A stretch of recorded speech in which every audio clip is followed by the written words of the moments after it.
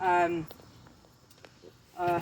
where do we start? I'm gonna start back when I was a child, because I'm a father. I mean, my father was an addict as well, and I really do think that hits home for a lot of addicts, because we saw it, we lived it, and it's really hard for kids to disdain. You know what I mean? A lot of us, we're not given the ability to grow up in a home that doesn't have addiction. Okay, and my parents, my dad, he retired from Duke Power. He was an electrician. He was a very scheduled alcoholic.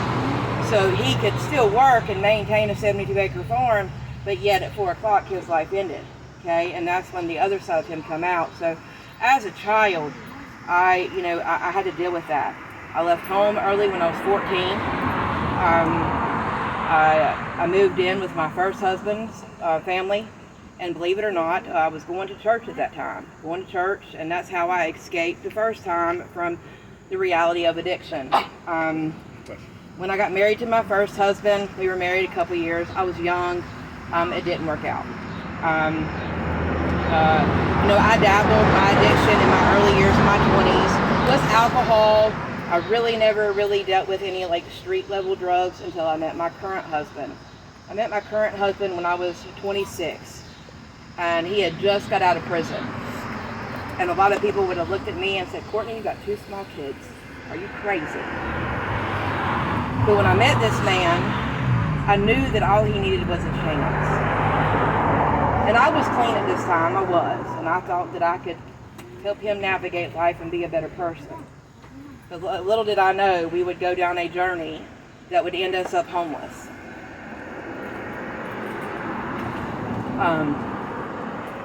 Our addiction started in a doctor's office, pretty much. I had a knee surgery, he had back surgery. And back before the pain pill, back before they actually put the laws on pain pills, you could go to this doctor, that doctor, this doctor, and you could have multiple prescriptions of Percocets, you name it. And then when the law passed, you couldn't get it no more. A lot of people got cut off. And I was one of those. So I had an option. Was I going to stay on my pain medicine? Or, buy it? Because on the street, you can buy it on the street. But the problem is, this is where, a lot of people either went to fentanyl or they went to meth. Because just because somebody says you can't have it, or you get cut off at the doctor's office, doesn't mean that you're going to stop unless you're ready to stop. So, we went down the road of buying. And when I tell you I was spending, between the two of us, we were spending sometimes $2,000 a week. We were spending $2,000 a week to feed our addiction. And that was lying, cheating, stealing. My husband was a habitual felon. It come to a point about 6 years ago, we were homeless. We had 2 girls with us, my 2 children. We looked at each other and said, you know what, we can't do this anymore. We don't have a roof over our head. The car that we have is on its last leg. What do we need to do to fix this situation? Because at the end of the day, if we were going to keep living like this, we were going to be dead. Okay?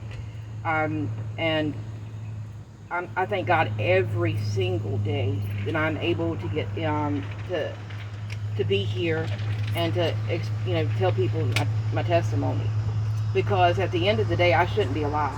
My husband has overdosed twice, and we didn't have Narcan. So having to give him, he was a felon. So during all that, there's just a lot that you experience being somebody that is on dope, and it's a hard road. And somebody's rock bottom might not be your rock bottom. You'll look at somebody going down the road, and you're like, why have they not hit rock bottom? Why? And you're just and that was one of the hardest things for me. People would look at me and be like, aren't you done? You know what I mean? Aren't you done getting your husband out of jail? Because my husband would always take the charges. He would never hang me out to dry. I did end up getting caught. I did get in trouble. I served 18 months on probation. I ended up with a felony, stealing from my place of employment. But you're gonna feed your addiction, and if you're not ready to stop, you're not. And that was really once we hit that plateau and the judge finally looked at my husband in Cleveland County and said, you either stop or you're going for 16 years. They were about to hit him again, and we was about to go do 16 years. And he looked at me and said, we can't keep doing this. He said, he had just lost his mama, went through a lot of trouble with that. And he was the youngest out of all, and I'm the only child. I never had anybody to reach out to. I didn't have a brother or a sister. He was the youngest of 5, but he was really a loner. But we decided to get sober about 6 years ago, and we moved to a little town called Bellwood, North Carolina. Okay, a little town called Bellwood, North Carolina. It's in the sticks. Yes. And when we moved there, the only car that we had 2 days later, guess what it wouldn't do? It wouldn't run. So 2 days, for a good, I think it took us 7 months to get a car. My husband found a job walking to and from. Walking. It took us 2 hours to walk to the Dollar General. 2 hours walk one way, 2 hours walk back, and he done that, and we done that, and the house that we live in now, we totally remodeled it. The lady told us if we could move there. It had no floors, it had no water, it had a back power bill, like it was unlivable, and we have spent our time in addiction fixing that place up, and throughout that and throughout my recovery, and this lady sitting on the front row. I really want to say thank you. She used to work at the van, and she has really stood behind me as a friend and as a person outside of it all. And you really don't know what that means to you're there. And like he said, you can't fix it overnight. Like an addict doesn't. They mess up their life over years. That you know what I mean? Like. One, you get in trouble, and then you fix it, then you get out. It's a never-ending cycle, and it truly, when you have somebody that believes in you and helps you get in the right direction, that is what most addicts strive for, is somebody just to set them in the right direction. Because if you set them in the right direction and give them guidance and give them love and give them support, 9 times out of 10, if they have honestly hit rock bottom, they're going to go up from there. And I created Ray of Hope on Facebook and on YouTube about 4 years ago. And it is my ultimate goal to kind of do something like this. But I want to have an open door facility where somebody can walk and hit the button at 1 o'clock in the morning and say, I need help, and that door is open. That is my ultimate goal with Ray of Hope. And I'm so thankful that we're moving mountains when it comes to sobriety and to recovery and to having places like this. Because there's not a lot of them. And, yes, there is NA and AA, but there's not, a lot of open door facilities like this. In the little town I live in, we don't have much, So I'm just so thankful to be here today. I'm so thankful that this is opening. And I'm so thankful that, we can all be here and celebrate Malorie and what her mom has done. Because we're not guaranteed tomorrow, none of us are. And through my sobriety, I've also found God. And I couldn't have done it without his support. And I'm going to tell you, this is kind of a little Debbie Downer note, but the other day I was online. I do a lot of my recovery talk online.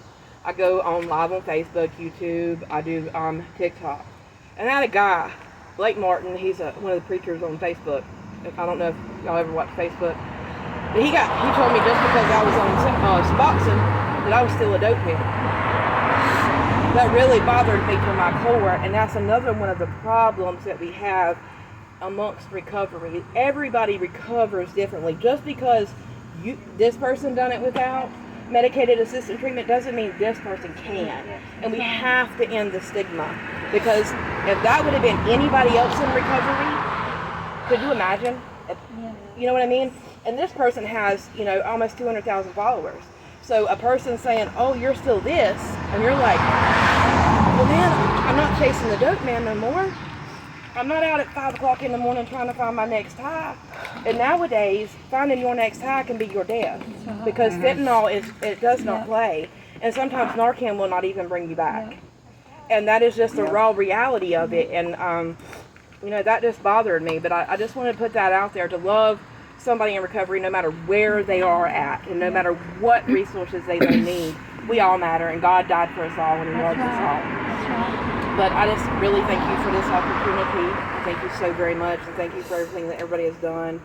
And I look forward to this place growing, and we all saving souls for the Lord. Amen. Yes, amen.